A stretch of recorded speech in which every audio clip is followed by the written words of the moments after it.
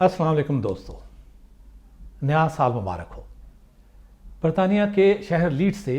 Panchayat programme लेकर आपकी खिदमत में हाज़िर हूँ। पंचायत के खदोखाल गाहे बगाहे बयान करता रहूँगा, लेकिन ये बताना यहाँ ज़रूरी है कि जंग जियो और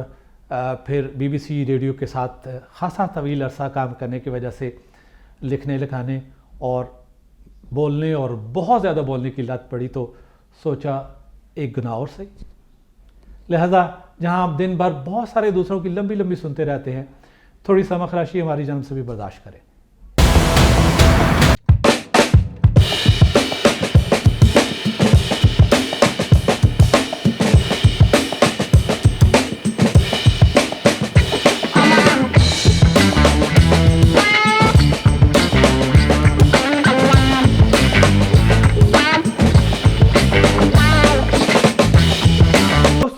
हर साल हम पूरे शद्दोमत के साथ ये अज़म लेकर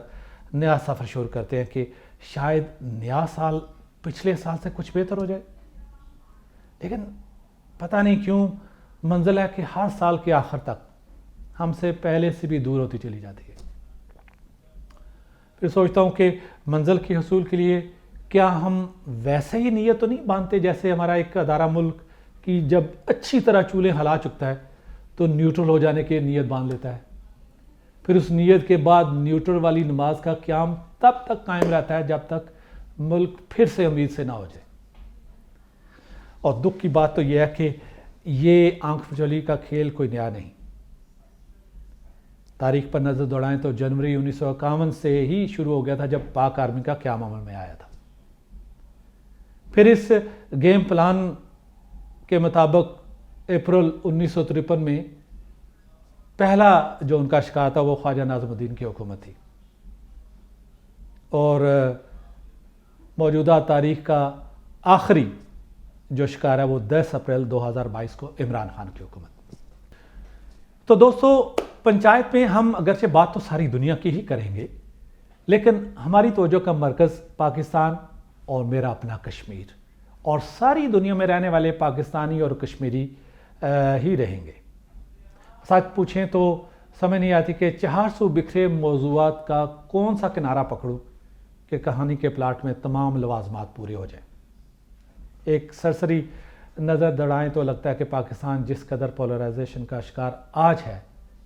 शायद ही माजी में उसकी कोई मिसाल मिलती हो।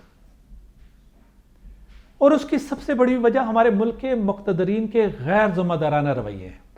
ये मैं समझता हूँ, ये मेरी राय गलत भी हो सकती है। अदलिया हो या मुकन्ना इंतज़ामिया हो या फ़ौज, सब ने मिलकर पाकिस्तान का वो हाल किया है जो अफ़गानियों ने एक दूसरे को चित करने के लिए अफ़गानिस्तान का किया और अमेरिका ने इराक़ का किया। आज हमारी हालत यह है कि हम दुनिया की 7वीं न्यूक्लियर पावर हैं, लेकिन हमारे पास अगले माह के लिए कर्जे की किस्त अदा करने की गुंजाइश नहीं। और मज़े की बात देखें कि अगर आप पाकिस्तान की किसी भी बड़ी शाहराह पर खड़े होकर इंपोर्टेड गाड़ियों की यलगार देखें तो लगता नहीं कि हम इस गरीब मुल्क के बाशिंदे हैं, लगता है कि हम किसी बहुत ही अमीर मुल्क के खुशहाल तरीन अवाम हैं। दुख होता है, और दोस्तों बहुत दुख होता है ये सब कुछ देख के। बाकी मसाइल थोड़ी देर के लिए छोड़ें, हमारे घर की सलामती के ज़ामन मुहाफ़िज़ करदार आज इतने ताकतवर हो गए हैं कि मकीनों का सांस लेना मुश्किल हो गया है। मुझे कहने दें कि सिर्फ मखालफ आवाज़ उठाने पर एक शख्स जिसका आज का नाम अरशद शरीफ है,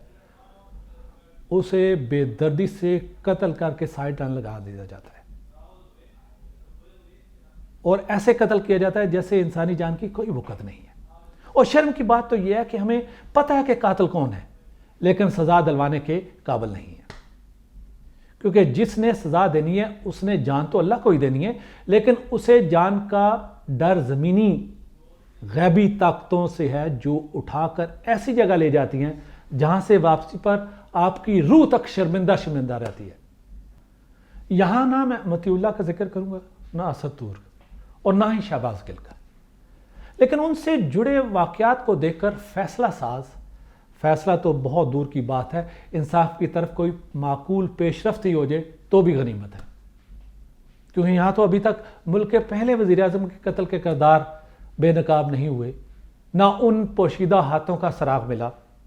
جو خراب ایمبولنس لے کر اس ملک کے خالق کو ہسپتال کی بجائے اس کے خالق حقیقی سے ملوانے چلا گیا۔ اور دوستو، یہ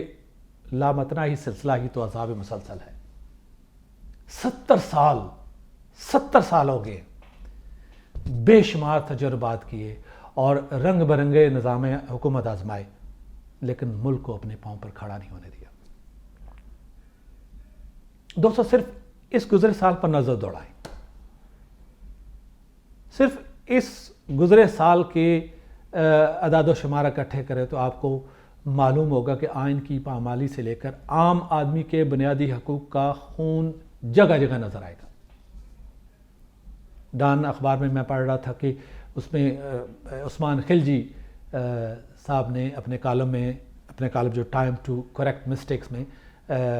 لکھا ہے کہ پاکستانی معیشت کی تباہی کے ذمہ داران کون ہیں۔ اب اگر میں یہاں پہ بیان کرنا شروع کر دوں گا تو بہت لمبی تفصیل ہو جائے گی، لیکن میں اس طرف جانا نہیں چاہتا۔ میں صرف ان کے کالم کا وہ حصہ بیان کرنا چاہتا ہوں جس میں وہ کہتے ہیں کہ اداروں کا یہ عزم کہ وہ نیوٹرل ہو چکے ہیں ایک بھونڈے مذاق سے زیادہ کچھ نہیں،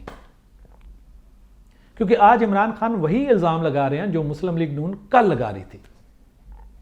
کہ ظاہری بات ہے عمران خان اور ان کے ساتھیوں کے ساتھ جو امتیازی سلوک روا رکھا جا رہا ہے وہ ڈھکا چھپا نہیں ہے، ایسے ہی پہلے بھی ہوتا تھا، اور سچ پوچھیں تو یہ کسی طور حقیقت بھی ہے۔ اب لیکس کا معاملہ ہی لے لیں، ایک ترتیب سے انکشافات کا سلسلہ جاری ہے۔ یہ ایک الگ بحث ہے کہ ذاتی حیثیت میں ہمارا کردار کیا ہے، ہم کس طرح کی گفتگو نجی محفلوں میں کرتے ہیں۔ ہم سب جانتے ہیں کہ کئی ایسے مقام آتے ہیں جہاں ہم بہت ہی بے احتیاطی برتتے ہیں اور ایسی باتیں بھی کر جاتے ہیں جو بظاہر اخلاقی طور معیوب سمجھی جاتی ہیں، لیکن ہم یہاں پرائیویسی کے اس قانون کی بات کرنا چاہتے ہیں جو ہر ایک کا آئینی حق ہے۔ اور پھر اتنے بڑے سرکاری عہدے پر فائز لوگوں کی گفتگو اس قدر ناتواں سیکیورٹی کے حصار میں ہو کہ کوئی عام اہلکار کسی دوسرے گنڈے اہلکار کے لیے جاسوسی کرا سکے۔ لعنت ہے ایسے رویوں پر اور ایسے لوگوں پر جو دوسروں کے گھروں میں ایسی نقب لگاتے ہیں۔ معذرت خواہ ہوں کہ سخت الفاظ استعمال کیے، میں ایسے الفاظ استعمال نہیں کرنا چاہتا تھا، لیکن مجھے یہ کہنے میں کوئی شرمندگی نہیں ہے کہ ہم ایک ایسے معاشرے میں رہ رہے ہیں جہاں زندگی تو کجا لوگوں کی عزتیں اپنی چار دیواری میں بھی محفوظ نہیں۔ ابھی جاوید چودھری صاحب کے کہے لفظوں کی بازگشت تھمی نہیں، اور نہ ہی اس کی تردید سامنے آئی ہے کہ باجوہ صاحب نے واقعتاً وہ ساری باتیں کہی ہیں جو جناب جاوید چودھری صاحب نے اپنے کالم میں تحریر کی ہیں، یا وہ جھوٹ سب کچھ جھوٹ ہے، یا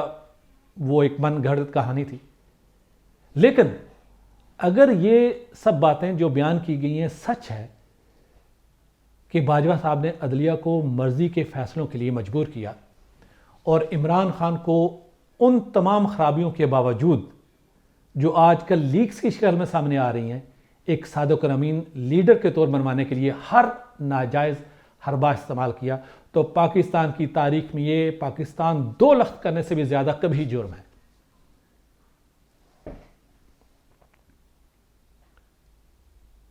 اور اس سے بڑا المیہ اور کیا ہوگا کہ ملک کے طاقتور ترین ادارے کا سربراہ برملا آئین کی خلاف ورزی کے ارتکاب کا اقرار کر رہا ہے، اور ہم اب بھی ملک کی سلامتی کا ضامن انہیں ہی قرار دے رہے ہیں۔ آج کے لیے اتنا ہی غصہ کافی ہے، اپنی رائے ضرور دیجیے گا، کل کی کل کریں گے، اپنا بہت سارا خیال رکھیے گا، اللہ حافظ۔